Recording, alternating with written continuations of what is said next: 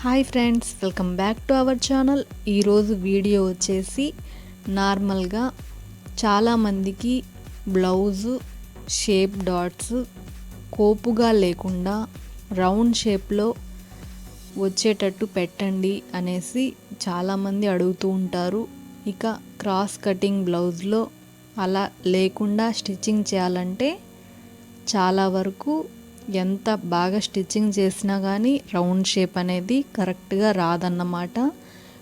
కాకపోతే కొంచెం కోపుగా అయితే వస్తాయి. అలా కాకుండా నీట్గా అద్దినట్టు రౌండ్ షేప్లో వచ్చే విధంగా ఇటు ట్రెండింగ్గా ప్రిన్సెస్ కట్ టైప్లో అయితే మనము నార్మల్ బ్లౌజ్ కటింగ్ లాగానే కటింగ్ చేయవచ్చు. ఈ బ్లౌజ్ కటింగ్ వచ్చేసి నేను ఆది బ్లౌజ్ లేకుండా మెజర్మెంట్స్ తోటైతే కటింగ్ చేస్తున్నాను. ఇలాగా మెజర్మెంట్స్ ఎలా తీసుకోవాలి అనేది నేను వీడియో అయితే చేస్తున్నాను. మెజర్మెంట్స్ చార్ట్ ప్రకారం మనము ఈజీగా త్వరగా కటింగ్ అయితే పూర్తి చేసేసుకోవచ్చు. నేను డిస్క్రిప్షన్లో వీడియో అయితే పెడతాను, చూడని వారు చూడండి ఫ్రెండ్స్. నేను స్టార్టింగే ఫ్రంట్ పార్ట్ కటింగ్ చెప్పినట్లయితే మీకు అర్థం అవ్వదు అనేసి, ఇక కొత్త వాళ్ళకి అర్థం అవ్వదు అనేసి ఇలాగ నేను బ్యాక్ పార్ట్ కటింగ్ చేసి తర్వాత ఫ్రంట్ పార్ట్ అయితే చూపిస్తాను. ఇక ఫస్ట్ టైం ఈ వీడియో చూసేవారైతే ఛానల్ని సబ్స్క్రైబ్ చేసుకోండి ఫ్రెండ్స్. సబ్స్క్రైబ్ చేసుకున్నప్పుడు బెల్ బటన్ని ఆల్లో అయితే ఉంచేసుకోండి. అప్పుడు నేను పెట్టే వీడియో యొక్క నోటిఫికేషన్ అనేది మీ వరకు అయితే వచ్చేస్తుంది. ఇక వీడియో నచ్చినట్టయితే తప్పకుండా లైక్ చేయండి ఫ్రెండ్స్. చూడండి, ఈ విధంగా నేను హండీ మోడల్ నెక్ అయితే పెట్టేసుకొని కటింగ్ చేసేసుకుంటున్నాను. బ్యాక్ పార్ట్కి వచ్చేసి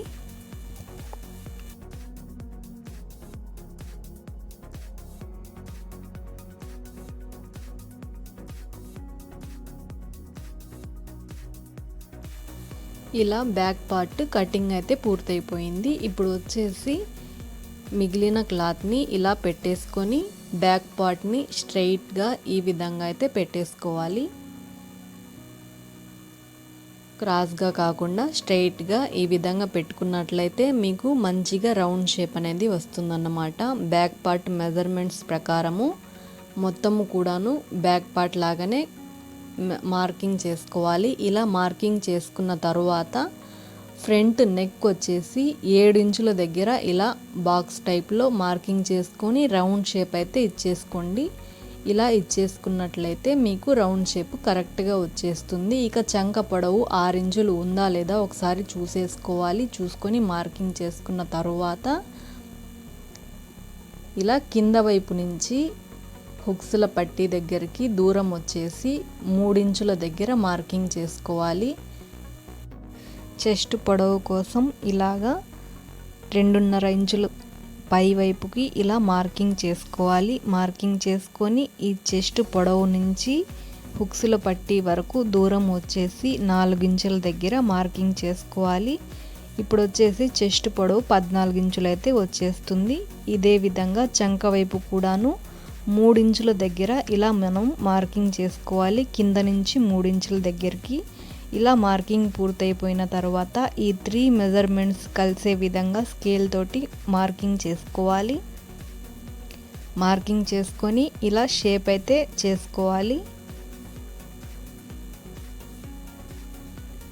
ఇలా షేప్ అయితే వచ్చేసిన తర్వాత చంక వైపు 1 ఇంచు ఎక్కువగా ఇలా మార్కింగ్ చేసుకొని కలుపుకోవాలి. ఇలా కలిపేసుకున్న తర్వాత ఇప్పుడు వచ్చేసి చెస్ట్ పొడవు వచ్చేసి పొడవు దగ్గర 11.5 ఇంచుల దగ్గర ఇలా మార్కింగ్ చేసుకోవాలి. అంటే మన షేప్ డాట్ యొక్క పొడవు ఎంత వస్తుందో చూసుకోవాలి. చూసుకొని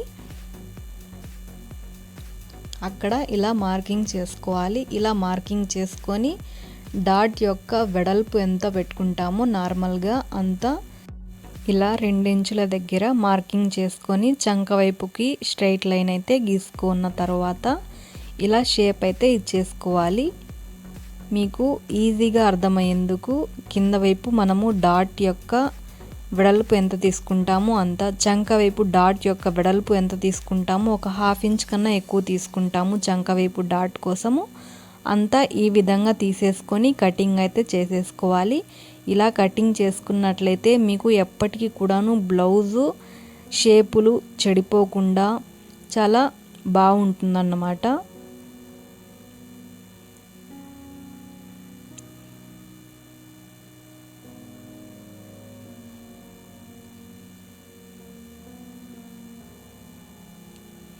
ఇలా కటింగ్ చేసుకున్న తర్వాత ఫ్రంట్ పార్ట్ ఈ విధంగా అయితే కటింగ్ చేసుకోవాలి. ఇలా కటింగ్ చేసుకున్నట్లయితే మీకు ఏ మాత్రం డౌట్ లేకుండా కరెక్ట్ రౌండ్ షేప్ అనేది వచ్చేస్తుందన్నమాట. ఇలా కటింగ్ చేసుకొని ఇలా స్టిచ్చింగ్ అయితే చేసుకున్న తర్వాత ఈ షేప్ అయితే వచ్చేస్తుంది. ఇప్పుడు వచ్చేసి దీనికి మనము షేప్ పట్టీని కూడాను కటింగ్ చేసి చూపిస్తాను చూడండి. ఈ విధంగా క్లాత్ని తీసుకొని షేప్ పట్టి పొడవు వచ్చేసి 3.5 ఇంచుల దగ్గర మార్కింగ్ చేసుకోవాలి. వెడల్పు వచ్చేసి 9.5 ఇంచుల దగ్గర మార్కింగ్ చేసుకొని ఇలాగైతే కటింగ్ చేసుకోవాలి. ఇటు నార్మల్ బ్లౌజ్ లాగాను ఉంటుంది, అటు ప్రిన్సెస్ కట్ లాగాను ఉంటుందన్నమాట.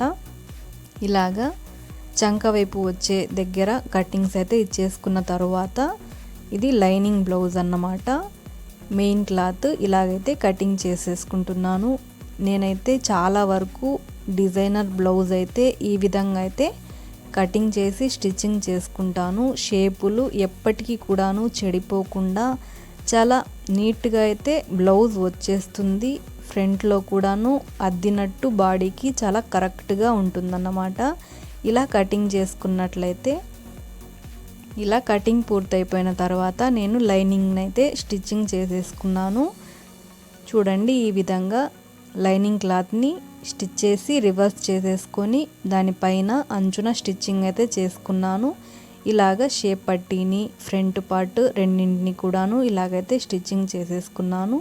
ఇలా స్టిచ్చింగ్ చేసేసుకున్న తర్వాత నేను ఫ్రంట్ పార్ట్ మీకు ఎలా స్టిచ్ చేసుకోవాలన్నది చూపిస్తాను చూడండి ఫ్రెండ్స్. ఇక ఫస్ట్ టైం వీడియో చూసేవారు ఛానల్ని సబ్స్క్రైబ్ చేసుకోవడం మర్చిపోవద్దండి.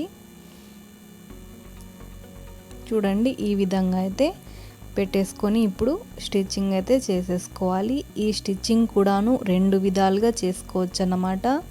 ముందుగా వచ్చేసి మెయిన్ క్లాత్కి ఈ ప్రిన్సెస్ కట్ టైపు స్టిచ్చింగ్ పూర్తయిపోయిన తర్వాత లైనింగ్ క్లాత్ని కూడాను స్టిచ్చింగ్ అదే విధంగా చేసేసుకొని తర్వాత లైనింగ్ని మెయిన్ పార్ట్కి జాయిన్ చేసుకోవడం ఒక విధానము. అలా కాకుండా ఇలాగా లైనింగ్ని మెయిన్ క్లాత్కి స్టిచ్చింగ్ చేసేసుకున్న తర్వాత ప్రిన్సెస్ కట్ని స్టిచ్చింగ్ చేసుకోవడం ఒక విధానము. నేను ఇంకో విధానం ఇంకోసారి అయితే చూపిస్తాను. ముందుగా వచ్చేసి కింద వైపు నుంచి మాత్రమే మనము స్టిచ్చింగ్ చేసుకోవాలి. ఇలా స్టిచ్చింగ్ చేసుకున్నట్లయితే మీకు కరెక్ట్గా అయితే ఎక్కడ తేడా రాకుండా కరెక్ట్గా అయితే వచ్చేస్తుంది. క్లాత్ ఎక్కడ కూడాను మడత పడకుండా నీట్గా మనము ఇలా ఓపెన్ చేసేసుకుంటూ స్టిచ్చింగ్ అయితే చేసేసుకోవాలి.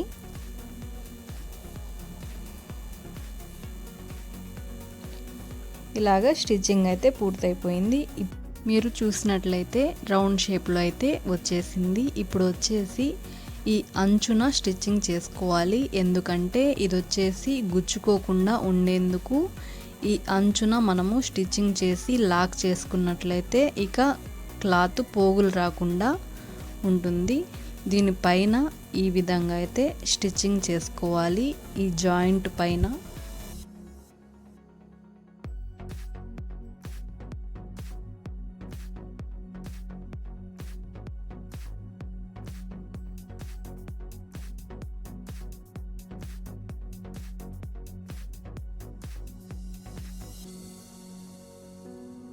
ఈ బ్లౌజ్కి ఇలా స్టిచ్చింగ్ చేసుకున్న తర్వాత లోతు అయితే తీసుకోవాలి. చంకలో ఇలాగా తీసుకున్న తర్వాత దారాలను కటింగ్ చేసుకున్న తర్వాత ఇలా సైడ్లో కూడాను ఒక డాట్ వేసుకున్నట్లయితే మీకు షేప్ కరెక్ట్గా వచ్చేస్తుంది. ఇలా ఫోల్డింగ్ చేసుకొని ఒక 1/2 ఇంచ్ ఖర్చు పెట్టేసుకొని ఇలా షేప్ డాట్ అయితే వేసుకుంటున్నాను. కొంచెం దూరంలో ఇలా వేసుకోవాలి. డబల్ స్టిచ్ వేసుకున్నట్లయితే మీకు చూసినట్లయితే రౌండ్ షేప్ అనేది వచ్చేస్తుంది. ఇప్పుడు వచ్చేసి షేప్ పట్టీని మనము స్టిచ్చింగ్ చేసుకుందాము. షేప్ పట్టీని ఇలా పెట్టేసుకొని స్టిచ్చింగ్ చేసుకోవాలి.